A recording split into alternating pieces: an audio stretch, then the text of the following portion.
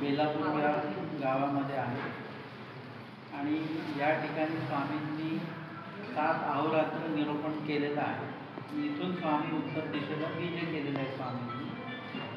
अनेक लोक असं म्हणतात की बेलापूरला उदास वाटतं, पण मुळामध्ये बेलापूरला स्वामी अत्यंत प्रसन्न होते आणि 7 अहोरात्र स्वामींनी या ठिकाणी निरूपण केलेलं आहे। म्हणजे प्रसन्नतेचं हे स्थान आहे। फक्त एवढंच आहे की इथे आल्यानंतर स्वामी उत्तर दिशेला गेले याची आठवण राहते, म्हणून आपल्याला दुःख वाटतं। वाचून उत्तम अशा प्रकारची प्रसन्नता स्वामींची या ठिकाणी आहे। आणि एक दिवशी स्वामी या हे जे स्थान आहे वज्री घडवणे स्थान, त्या ठिकाणी वज्री घडत होते।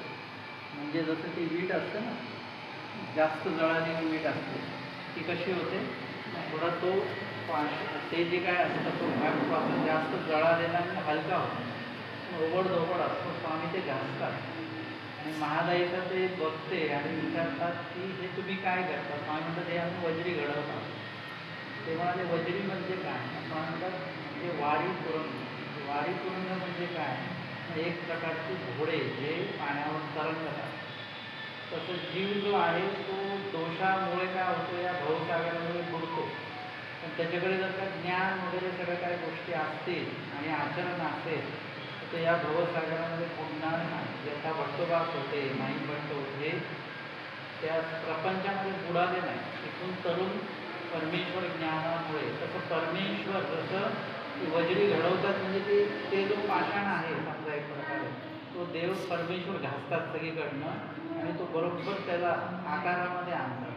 तसं जीवसुद्धा ओबडधोबड आहे, अयोग्य आहे आणि अयोग्याला परमेश्वर अशाच प्रकारे योग्यता घडवण्यासाठी ज्ञान आचरण वगैरे ह्या सगळ्या गोष्टी करून त्या जीवाला बरोबर आकार परमेश्वर देतात आणि त्या योग्य झालेल्या जीवाला परमेश्वर ज्ञान देतात। ज्ञान झालेला जीव आचार करतो, आचार केल्यामुळे अजून त्याची योग्यता होते। असं करत करत विशेष ज्ञानापर्यंत ही योग्यता जात असते।